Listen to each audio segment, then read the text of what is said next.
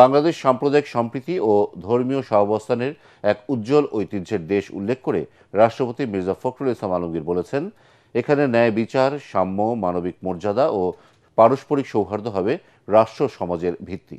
তিনি বলেন, এমন একটি বাংলাদেশ গড়তে চায় সরকার, যেখানে মানুষ স্বাধীনভাবে ধর্ম পালন করবে, নিরাপদ ও সম্মানজনক জীবনযাপন করবে। পবিত্র ঈদে মিলাদুন্নবী উপলক্ষে বাইতুল মুকাররম জাতীয় মসজিদে সিরাতুন্নবী সাল্লাল্লাহু আলাইহি ওয়াসাল্লামের অনুষ্ঠানমালার উদ্বোধনে রাষ্ট্রপতি বলেন, বিভেদ, প্রতিহিংসা ও প্রতিশোধ কোনো জাতিকে শক্তিশালী করে না। অতীতের কর্তৃত্ববাদ, ফ্যাসিবাদ যেন আর কখনো ফিরে না আসে, সেই লক্ষ্যে সবাইকে ঐক্যবদ্ধ থাকার আহ্বান জানান রাষ্ট্রপতি। মইনুল আহসান জানাচ্ছেন বিস্তারিত। পবিত্র ঈদে মিলাদুন্নবী উপলক্ষে বাইতুল মোকাররম জাতীয় মসজিদে পক্ষকালব্যাপী সিরাতুন্নবী সাল্লাল্লাহু আলাইহি ওয়াসাল্লাম অনুষ্ঠানমালার উদ্বোধন করেন নবনির্বাচিত রাষ্ট্রপতি মির্জা ফখরুল ইসলাম আলমগীর। রাষ্ট্রপতির দায়িত্ব নেয়ার পর প্রথম কোনো অনুষ্ঠানে অংশ নিলেন তিনি। মহান আল্লাহ তাআলা মানব জাতির হেদায়েত, মুক্তি ও কল্যাণের জন্য মহানবী সাল্লাল্লাহু আলাইহি ওয়াসাল্লামকে পৃথিবীতে প্রেরণ করেছেন স্মরণ করিয়ে দিয়ে রাষ্ট্রপতি বলেন, তার আগমন ছিল মানব সভ্যতার ইতিহাসে এক অনন্য ও অবিস্মরণীয় ঘটনা। মানুষের মর্যাদা প্রতিষ্ঠা এবং ন্যায় ও ইনসাফের সমাজ গঠনই ছিল তার অন্যতম শিক্ষা। আজকের বিশ্বে হিংসা, সংঘাত, অসহিষ্ণুতা, বৈষম্য, উগ্রতা, মিথ্যা ও নৈতিক অবক্ষয় যে বিস্তার ঘটছে, তা থেকে উত্তরণের জন্য মহানবী সাল্লাল্লাহু আলাইহি ওয়াসাল্লামের আদর্শ অনুসরণের কোনো বিকল্প নেই। বাংলাদেশ সাম্প্রদায়িক সম্প্রীতি ও ধর্মীয় সহ অবস্থানের দেশ উল্লেখ করে তিনি বলেন, দেশের মানুষ যুগ যুগ ধরে পারস্পরিক শ্রদ্ধা, সহনশীলতা ও সম্প্রীতির সঙ্গে বসবাস করে আসছে। এই ঐতিহ্যকে ধরে রাখতে হবে। আমরা এমন একটি বাংলাদেশ গড়ে তুলতে চাই, যেখানে ধর্মপ্রাণ মানুষ স্বাধীনভাবে ধর্ম পালন করবেন। ন্যায় বিচার, সাম্য, মানবিক মর্যাদা, পারস্পরিক সৌহার্দ্য হবে রাষ্ট্র ও সমাজের ভিত্তি। তাই সমাজ থেকে দুর্নীতি, মাদক, সন্ত্রাস এবং অসহিষ্ণুতা দূর করতে আপনাদের ভূমিকা অত্যন্ত গুরুত্বপূর্ণ। শহীদ রাষ্ট্রপতি জিয়াউর রহমান ও সাবেক প্রধানমন্ত্রী বেগম খালেদা জিয়ার ইসলামের সেবায় নানা অবদানের কথা উল্লেখ করে রাষ্ট্রপতি বলেন, বর্তমান সরকার ধর্মীয় নেতাদের মর্যাদা বৃদ্ধি ও তাদের কল্যাণ নিশ্চিত করতে প্রতিশ্রুতিবদ্ধ। আমি আশা করি 2030 সালের আগে প্রতিশ্রুতি অনুসারে দেশের সকল মসজিদ সহ অন্যান্য ধর্মীয় উপাসনালয় মাসিক সম্মানী ভাতা আওতায় আসবে। আমাদের মনে রাখতে হবে, বিভেদ, প্রতিহিংসা, প্রতিশোধ কোনো জাতিকে শক্তিশালী করে না।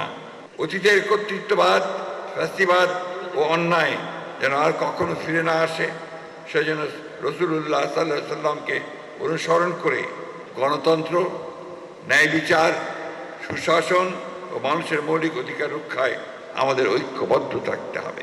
25 আগস্ট থেকে 15 দিন ব্যাপী অনুষ্ঠানমালায় প্রতিদিন থাকবে ওয়াজ, কিরাত, হাম, নাত ও বিষয়ভিত্তিক সেমিনার। পাশাপাশি জাতীয় মসজিদ প্রাঙ্গণে আয়োজন করা হয়েছে মাসব্যাপী ইসলামী বইমেলার।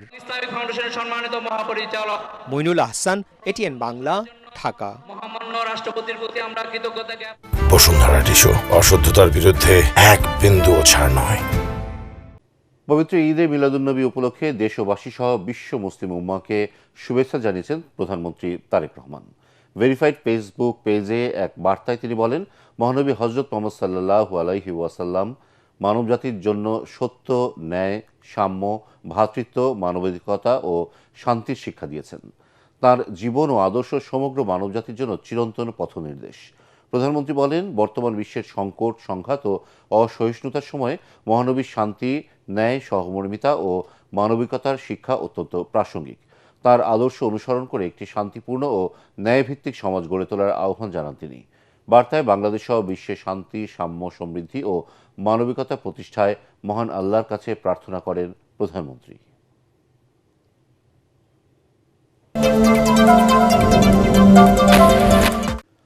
কাজী নজরুল ইসলামকে জিয়াউর রহমান রাষ্ট্রীয় স্বীকৃতি দিয়েছিলেন, এমন মন্তব্য করেছেন বিএনপির ভারপ্রাপ্ত মহাসচিব ও প্রধানমন্ত্রীর রাজনৈতিক উপদেষ্টা রুহুল কবির রিজভী। রাজধানী শিল্পকলা একাডেমিতে আমি হব সকালবেলার পাখি শীর্ষক শিশু কিশোরদের সাংস্কৃতিক অনুষ্ঠানে তিনি এই কথা বলেন। জানান, শিশুদের সঠিক বিকাশে রাষ্ট্রকে এগিয়ে আসতে হবে এবং তাদের মনস্তত্ত্ব বুঝতে না পারলে কেউ প্রকৃত রাষ্ট্রনায়ক হতে পারে না।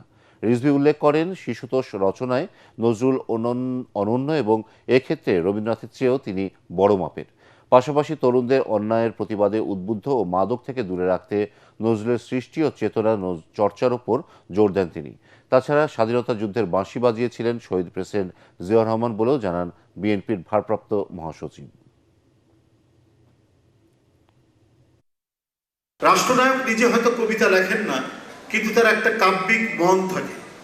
ওই কাব্যিক মন না থাকলে কেউ রাষ্ট্রনায়ক হতে পারে না, বড় রাজনীতিবিদ হতে পারে না। জিয়াউর রহমান ছিলেন আমাদের সংগ্রামের, স্বাধীনতা যুদ্ধে একজন মহান কবি, যিনি বাঁশি বাজিয়েছিলেন স্বাধীনতা। নজরুলকে জাতীয় কবি অভিধায় অভিষিক্ত করেছেন, রাষ্ট্রীয় স্বীকৃতি দিয়েছিলেন। এদেশের রাজনীতির এক মহান কবি তিনি শহীদ রাষ্ট্রপতি জিয়াউর রহমান। বিরোধী দলগুলো তাদের ন্যায্য অধিকার থেকে সব ক্ষেত্রে বঞ্চিত হচ্ছে বলে অভিযোগ করেছেন জামায়াতের আমির ডাক্তার শফিকুর রহমান।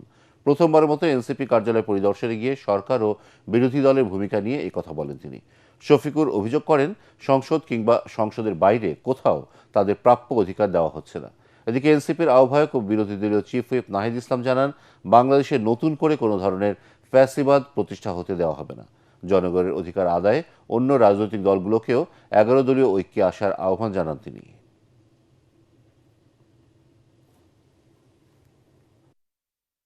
সংসদের ভিতরে আমরা গঠনমূলক বিরোধী দল হিসেবে আমাদের ভূমিকা রাখার চেষ্টা করছি, কিন্তু দুঃখের বিষয়, দায়িত্ববোধ একদিকে জাগ্রত হলে হয় না।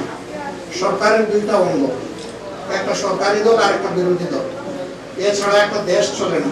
বিরোধী দল হিসেবে আমাদের যেটুকু পাওনা সংসদের ভিতরে, আমরা বহুলাংশে সেটা থেকে বঞ্চিত হয়েছি।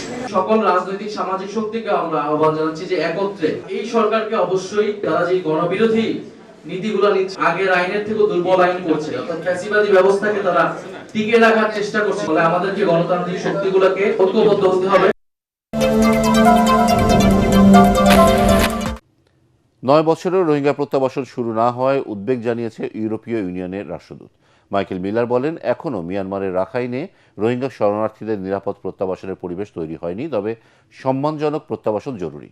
ঢাকা বিশ্ববিদ্যালয়ের সেন্টার ফর গভর্নেন্স স্টাডিজের এক অনুষ্ঠানে এসব কথা বলেন তিনি। এদিকে আগামী বছরের মধ্যে রোহিঙ্গা সংকট সমাধানে উল্লেখযোগ্য সাফল্য পাওয়া যাবে বলে আশা করছেন পররাষ্ট্র প্রতিমন্ত্রী শামা ওবায়দ। সাজ্জাদ জাহানের রিপোর্ট। নিরাপত্তা, মানবাধিকার আর প্রত্যাবাসনের অনিশ্চয়তায় থমকে আছে রোহিঙ্গা সংকট। মিয়ানমারের রাখাইন প্রদেশে জাতিগত সংঘাতের কারণে বাংলাদেশে আশ্রয় নেয়ার 9 বছর পার হলেও এখনও ফেরত পাঠানো যায়নি একজন রোহিঙ্গাকেও। সরকার, প্রতিবেশী রাষ্ট্র ও আন্তর্জাতিক মহলের নানা আশ্বাস মিললেও কোনো অগ্রগতি নেই রোহিঙ্গা প্রত্যাবাসনের প্রক্রিয়ায়। একদিকে বিভিন্ন অপরাধের সাথে জড়িয়ে পড়ছে রোহিঙ্গারা, অন্যদিকে স্থানীয় পরিবেশের ওপর পড়ছে নেতিবাচক প্রভাব।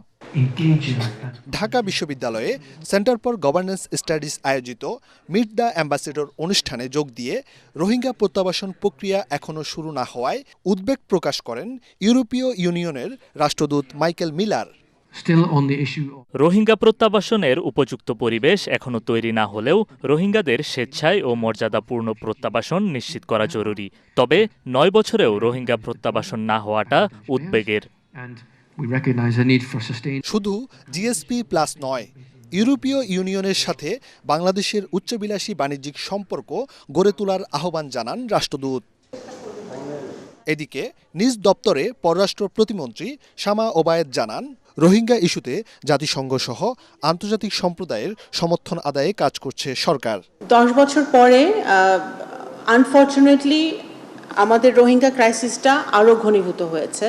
এখন জাতিসংঘ সহ অন্যান্য যারা স্টেক হোল্ডার আছে তাদেরকে আরও বেশি আমরা যদি যুক্ত করতে পারি, অ্যাটলিস্ট আগামী 1 বছর আমরা এই সক্ষমতাটাকে একটু ভালো মতো ব্যবহার করতে পারবো। দলমত নির্বিশেষে সকল নাগরিকের অধিকার সুরক্ষায় সরকার কাজ করছে বলেও জানান পররাষ্ট্র প্রতিমন্ত্রী।